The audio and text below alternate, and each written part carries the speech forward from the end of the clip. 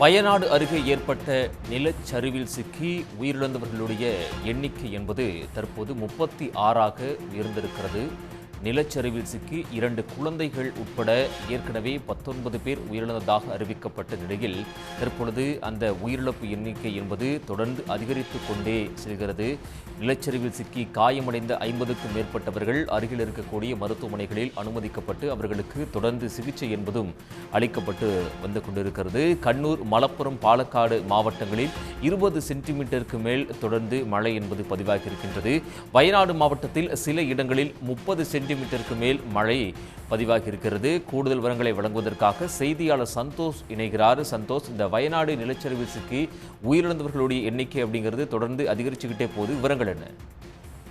நிச்சயமாக இந்த நிலச்சரிவுல சிக்கி உயிரிழப்பு என்பது தொடர்ந்து அதிகரித்து கொண்டுதான் இருக்கிறது. காலையிலிருந்தே நமக்கு கிடைக்கக்கூடிய தகவல்கள் ஒரு அதிர்ச்சியான தகவல் தான் கிடைத்துக் கொண்டிருக்கிறது. தென்மேற்கு பருவமழை பொறுத்த வரைக்கும் இந்த வயநாடு பகுதியில் கடந்த சில நாட்களாகவே அதிக அளவில் பெய்து கொண்டிருந்தது.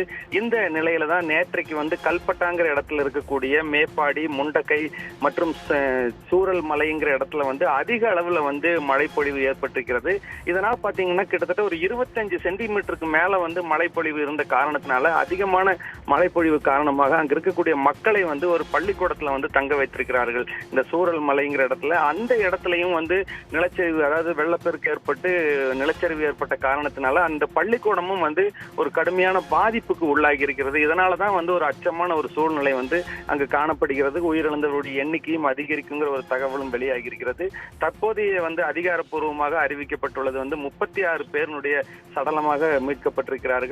இந்த இடத்துல பாத்தீங்கன்னா மீட்பு பணியானது தொடர்ந்து நடைபெற்றுக் கொண்டிருக்கிறது. கிட்டத்தட்ட பாத்தீங்கன்னா இந்த பகுதியில ஒரு 3 இடங்கள் கடுமையான பாதிப்புகளை சந்தித்திருக்கிறது. அதுல இந்த சூரல் மலைங்கிற இடத்துலதான் கடுமையான பாதிப்புகள் ஏற்பட்டிருக்கிறது. மேலும் பாத்தீங்கன்னா ஒரு 400 குடும்பங்களை சேர்ந்தவர்களும் பாதிக்கப்பட்டிருக்கிறார்கள். அவர்கள் ஒற்றைப்பட்ட இடம்னு சொல்லுவாங்க. அதாவது ஒரு ஆற்றுக்கு மறுகரையில் அந்த பாலம் அடித்துட்டு போன காரணத்தினால அந்த பகுதியில சிக்கி இருக்கிறதாகவும் தற்போது தகவல் வெளியாகி இருக்கிறது. காலை 2 மணி முதல் பாத்தீங்கன்னா 6 மணி வரைக்கும் கிட்டத்தட்ட ஒரு 4 மணி நேரத்துல 3 இடங்கள்ல மிகப்பெரிய அளவுல மண் சரிவு, நிலச்சரிவு ஏற்பட்டிருக்கிறது. பாதிப்புகள் கடுமையா இருக்குங்கிற ஒரு தகவல் தான் தற்போது வெளியாகி கொண்டிருக்கிறது. மீட்பு பணி தொடர்ந்து நடைபெற்றுக் கொண்டிருக்கிறது. ஒரு மிகப்பெரிய ஒரு பெரும் சோகம் அங்கு ஏற்பட்டிருக்கிறது. மீட்பு பணி தொடர்ந்து நடந்து கொண்டிருக்கிற ஒரு தகவல் தான் நம்மளுக்கு இப்ப கிடைச்சிருக்கிறது. சந்தோஷ், இந்த வயநாடு மாவட்டத்தை பொறுத்த வரைக்கும் மொத்தம் 3 பகுதிகளில் தான் அதிகமான பாதிப்பு அப்படிங்கிறது ஏற்பட்டிருக்கு. குறிப்பாக சூரல் மலையில் ஒரு கிராமத்தில் அந்த பகுதி முழுமையாக சேதப்படுத்தப்பட்டிருக்கக்கூடிய அந்த காட்சிகளை கூட நம்மளால் பார்க்க முடியுது. வயநாடு மாவட்டத்தில் வேறு எந்தெந்த பகுதிகளில் இந்த வெள்ளம் பாதிப்பு அப்படிங்கிறது ஏற்பட்டிருக்கு சந்தோஷ்?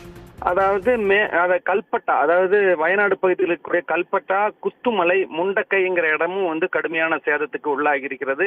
இதுல ஒரு மிகப்பெரிய ஒரு சோகமான சம்பவம் என்ன அப்படின்னு சொல்லி பார்த்தோம்னா, இந்த சாலியாறுங்கிற இடத்துல, அதாவது இந்த சூரல் மலை மற்றும் குத்துமலையில ஏற்பட்ட நிலச்சரிவுல சிக்கி உயிரிழந்தவர்கள் அந்த காட்டாறுகள்ல கிட்டத்தட்ட 50 கிலோமீட்டர் தூரம் வரைக்கும் அடித்து செல்லப்பட்டிருக்கிறார்கள். அங்கிருந்து பாத்தீங்கன்னா உடல்கள் மீட்கப்பட்டிருக்குங்கிற ஒரு தகவலும் தற்பொழுது தெரிய வந்திருக்கிறது.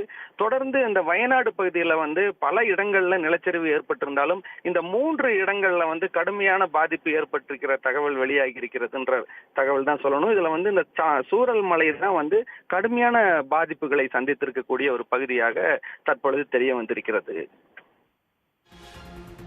சந்தோஷ், இந்த மீட்பு பணி அப்படிங்கிறது எந்த அளவுக்கு துரித கதியில நடந்துகிட்டு இருக்குது? ராணுவமும் வரவழைக்கப்பட்டிருக்கதா சொல்லப்படுது. அது பற்றி விவரங்கள் என்ன இருக்கு? நிச்சயமாக பாத்தீங்கன்னா இந்த காலை தகவல் தெரிந்த உடனே சம்பவ இடத்திற்கு வயநாடு, அதாவது கேரளாவினுடைய வடக்கு பகுதியில் இருக்கக்கூடிய அனைத்து தீயணைப்பு நிலையங்களைச் சேர்ந்த அதிகாரிகள் மற்றும் அந்த தீயணைப்பு வீரர்கள் அந்த பகுதிக்கு அனுப்பி வைக்கப்பட்டிருக்கிறார்கள். தற்போது நமக்கு கிடைத்திருக்கக்கூடிய தகவல்கள் பாத்தீங்கன்னா திருச்சூர் மாவட்டத்திலிருந்து இந்த அனைத்து தீயணைப்பு துறையினர் சம்பந்தப்பட்ட அனைவருமே அங்கு சென்றிருக்கிறார்கள்.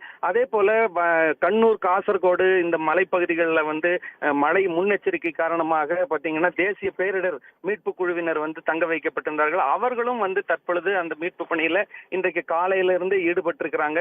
அந்த காலை நேரத்துல அதிக அளவுல மழைப்பொழிவு இருந்த காரணத்தினால மீட்பு பணி வந்து சற்று தொய்வடைந்திருந்தது. தற்போதைய நிலையில தொடர்ந்து அந்த மழையிலையும் வந்து அந்த மீட்பு பணியானது நடைபெற்றுக் கொண்டிருக்கிறது. இதே போல பாத்தீங்கன்னா அந்த 400க்கும் மேற்பட்ட குடும்பங்கள் வந்து பாதிக்கப்பட்ட, அதாவது சிக்கியிருக்கக்கூடிய தகவல் கிடைத்த உடனே பாத்தீங்கன்னா சூலூரில் இருந்து ராணுவ ஹெலிகாப்டர்களுடைய உதவியும் தேவைங்கிற ஒரு இதை வந்து கேரள அரசாங்கம் விடுத்த கோரிக்கையை ஏற்று சூலூரில் இருந்தும் விமானப்படை சேர்ந்த அந்த ஹெலிகாப்டர்கள் வந்து சம்பவ இடத்திற்கு வந்து செல்வதற்கு தயார்படுத்தப்பட்டு வருகிறது. இதே போல ராணுவத்தினுடைய உதவியும் கேட்டிருக்கிறாங்க.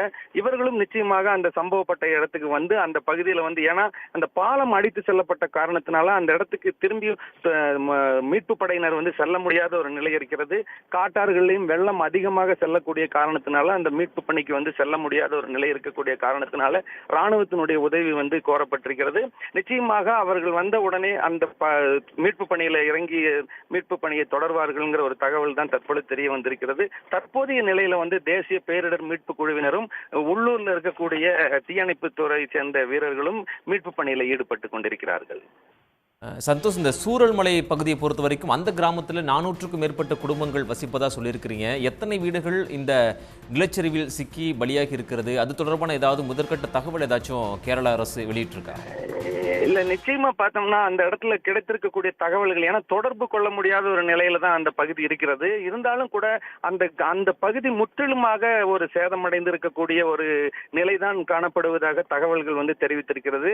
ஏன்னா இந்த சூரல் மலையில வந்து பாதிப்புகள் அதிகமாகிறதுக்கான காரணம் என்ன அப்படின்னு சொல்லி பார்த்தோம்னா, நேற்று இரவு அதிகமான கனமழை பெய்து கொண்டிருந்த காரணத்தினால அங்கிருந்த பாதிப்பு ஏற்படும்ங்கிற ஒரு சூழ்நிலை இருந்த பகுதிகளில் இருந்து மக்களை வந்து மீட்டு அங்க இருக்கக்கூடிய ஒரு பள்ளிக்கூடத்தில் தங்க வைத்திருந்தார்கள். அந்த பள்ளிக்கூடம் வந்து பாத்தீங்கன்னா ஒரு சில இடங்கள்ல வந்து முற்றிலுமா சேதம் அடைந்திருக்கிறது. அதனாலதான் இப்ப வந்து சின்ன ஒரு அச்சம் ஏற்பட்டிருக்கிறது.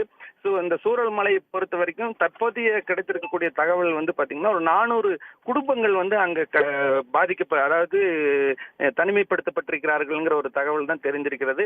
மீட்பு படையினர் வந்து அந்த இடத்துக்கு சென்ற பிறகுதான் முழுமையான ஒரு சேதம் நமக்கு தெரிய வரும். ஏன்னா அந்த இடம் வந்து ஒரு மிகப்பெரிய ஒரு சேதத்தை சந்தித்திருக்கிறதுங்கிற ஒரு தகவல் தான் தற்போது கிடைக்கப்பட்டிருக்கிறது. சந்தோஷ், இந்த நிலச்சரிவு அப்படிங்கிறது அதிகாலையில் ஏற்பட்டிருக்கு. மக்கள் தூங்கி கொண்டிருக்கக்கூடிய நேரம், யார் எந்திரிச்சு வெளியில் கூட போக முடியாத ஒரு சூழல் அப்படிங்கிறத நம்ம கவனத்தில் எடுத்துக்கொள்ள முடியுது. தற்போது அங்கே மழை பெஞ்சிட்டு இருக்குதா, இல்லை மழை நின்றுச்சா? அந்த மீட்பு பணியில் ஏதாவது தொய்வு ஏற்பட்டிருக்கா? இல்ல, அதாவது சாரல் மழையானது தொடர்ந்து பெய்து கொண்டுதான் இருக்கிறது. இந்த மழையும் பொருட்படுத்தாமல் தான் மீட்பு படையினர் வந்து அங்க மீட்பு பணியில ஈடுபட்டு இருக்கிறாங்க. அந்த இடத்துக்கு பொறுத்த வரைக்கும் பல இடங்கள்ல வந்து ஒரு செல்ல முடியாத ஒரு நிலைக்கு காரணம் என்னன்னு பார்த்தோம்னா அந்த காட்டாறுகள் தான். ஏன்னா அது வந்து ஒரு ஒரு மலைப்பகுதியாக இருக்கக்கூடிய காரணத்தினால காட்டாறுகள்ல வந்து அதிக அளவில் வெள்ளத்துக்கு ஏற்பட்டிருக்கிறது. இந்த காட்டாறுகளை கடந்து சில இடங்களுக்கு சென்று மீட்பு பணியில ஈடுபட வேண்டிய ஒரு நிலை இருக்கிறது. இந்த காலை 2 மணிக்கு இந்த சம்பவமானது நடந்திருக்கிறதா சொல்லி இருக்கிறாங்க. அந்த 2 மணிக்கு சம்பவம் வந்து இந்த மாதிரி நடந்திருக்குதுங்கிற ஒரு தகவல் கிடைத்த உடனே மீட்பு படையினர் வந்து அங்க விரைந்திருக்கிறார்கள். அவங்க பாத்தீங்கன்னா தொடர்ந்து அந்த மீட்பு பணியில ஈடுபட்டு இருந்தாங்க. அந்த மீட்பு பணியில ஈடுபட்டு கொண்டிருக்கும் போதே பாத்தீங்கன்னா 2 இடங்கள்ல மிகப்பெரிய ஒரு சத்தத்தோடு தான் வந்து நிலச்சரிவானது ஏற்பட்டிருக்கக்கூடிய ஒரு சூழலை வந்து அந்த மீட்பு பணியில ஈடுபட்டு இருந்தவங்கனாலேயே புரிந்து கொள்ள முடிந்திருக்கிறது. இந்த நிலையில தான் வந்து மீட்பு பணியானது தொடர்ந்து நடைபெற்றுக் கொண்டிருந்தது. காலையில அதிகாலை 6 மணியிலிருந்து அந்த மீட்பு பணியை வந்து துரிதப்படுத்தி இருந்தாங்க. ஆனா அப்பொழுது பாத்தீங்கன்னா அந்த பகுதியில வந்து ஒரு நல்ல மழை பெய்து கொண்டுதான் இருந்திருக்கிறது. தற்போது சற்று மழை குறைந்திருந்தாலும் அந்த 3 மாவட்டங்களுக்கு ரெட் அலர்ட் எச்சரிக்கையும் தற்பொழுது வந்து வானிலை ஆய்வு மையத்தினர் விடுத்திருக்கிறாங்க. எந்த நேரத்திலையும் எந்த இடத்துல வேண்டுமானாலும் அதிகமான ஒரு மழைப்பொழிவு ஏற்படலாம்ங்கிற ஒரு அறிவிப்பையும் வந்து வானிலை பணியை வந்து எந்த அளவுக்கு மழை குறைந்த நேரத்துல நம்மளால மீட்பு பணியில ஈடுபட்டு பாதிக்கப்பட்டவர்களையும், அதாவது சிக்கி இருக்கக்கூடியவர்களையும் மீட்பு பணியை துரிதமாக செய்து அவங்களை காப்பாற்றணும் அப்படிங்கிற ஒரு நோக்கத்துலதான் வந்து அனைவருமே வந்து அந்த மீட்பு பணியில ஈடுபட்டுக்கிறாங்க. ஏன்னா திடீரென்று மழை வந்து அதிகமாக பெய்த தொடங்கி விட்டால் மீட்பு பணியில வந்து மிகப்பெரிய ஒரு தொய்வு ஏற்படுங்கிற ஒரு காரணத்தினால இந்த சாரல் மழையோ அல்லது மழை வந்து ஏதாவது கொஞ்சம் குறைந்தாலோ உடனடியாக அந்த மீட்பு பணியை வந்து துரிதப்படுத்துவதற்கு தேவையான அனைத்து நடவடிக்கைகளும் தற்போது வந்து எடுக்கப்பட்டிருக்கிறது. கேரள அரசாங்கம் வந்து இந்த பகுதியை வந்து உன்னிப்பாக கவனித்துக் கொண்டிருக்கிறது.